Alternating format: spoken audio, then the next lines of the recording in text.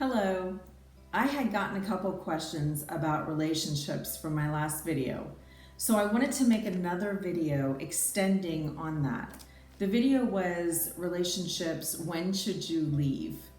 And I wanted to go into that further and just talk more about that. I have my notes here so to make sure I don't miss anything.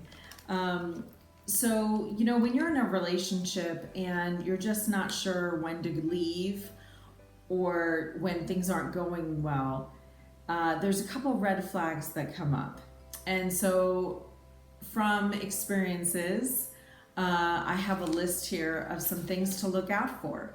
So if you're wanting a long-term committed relationship, so this is just for those people who are wanting a long-term committed relationship, here are some things to look out for.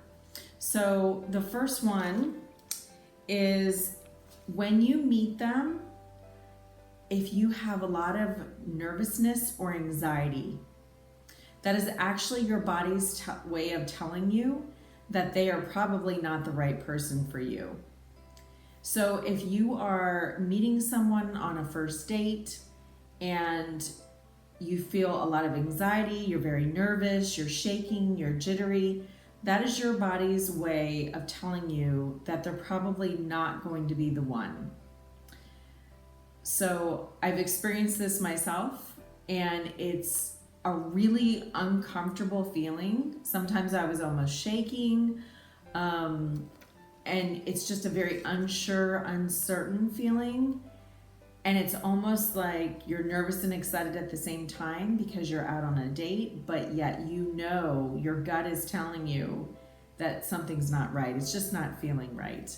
And it's easy to ignore it. You could just say, I'm nervous because I'm on a first date.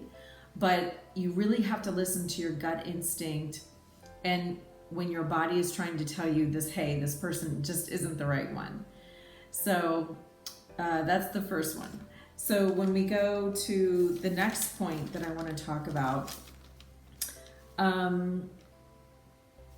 so when you have to constantly make the plans, so the other person is not involved enough in making the plans. They're not committed enough to even just make the plans as far as your dates go and when you're going to see each other next. If they're not willing to go the distance and let you know what's going on, that's definitely a red flag if you're looking for a long-term relationship. And all these things are from the beginning, from the get-go of when you first start dating, the first several weeks.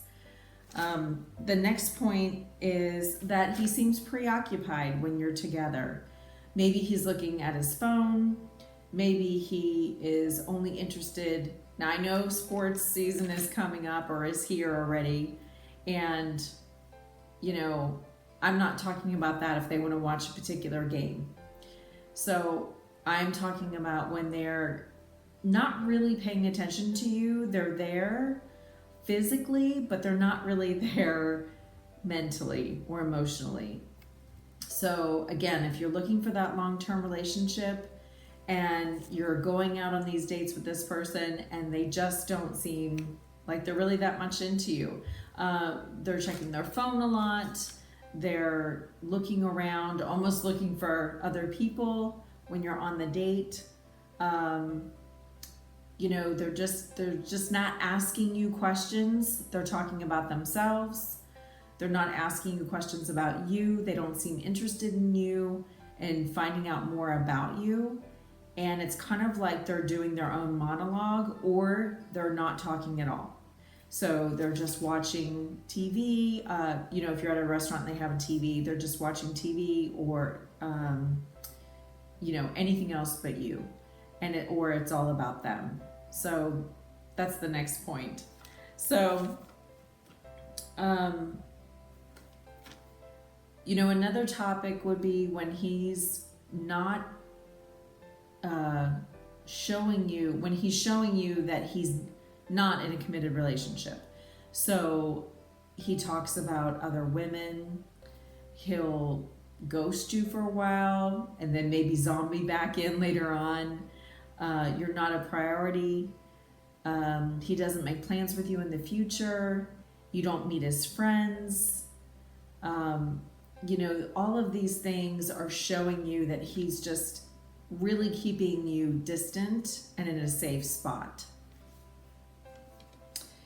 Oh, also, you don't meet his family as well. I forgot to mention that. And he doesn't pay attention to your wants and needs. So he doesn't try to get to know you, and then he's also not willing to find out what your needs and wants are and wanting to talk to you about it or to get into deep conversation with you about any topic. If it just seems superficial, that's also a red flag. Another point would be he's not willing to do things that you want to do or compromise.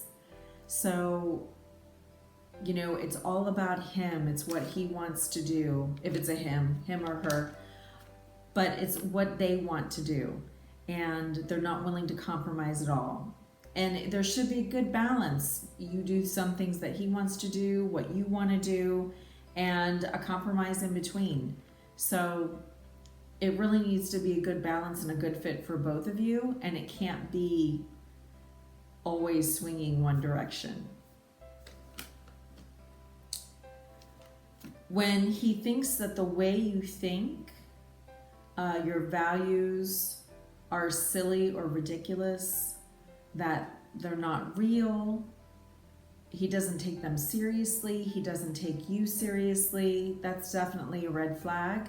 We all have different values, and it's really trying to find someone to where you fit with them, you fit within them. Or they're not making fun of you for what you believe. They can respect and value your opinion. And so it's really best that you have someone that you can really talk to. And maybe you don't agree on the topics, but it's fun to banter back and forth or to learn new ways of thinking. But for someone to dismiss you or make fun of you for how you feel or what you think is definitely a red flag. Continuously canceling dates. So that's a big one. Not making time for you or making plans and then something better comes along and they're continuously ditching you for something else. That's a red flag. Making you feel small. So just in normal conversation, always throwing those digs, belittling you, making you feel small, not worthy, making you feel like you're not valued, that they know everything, they're better, they're in control, they're controlling you, all of those things.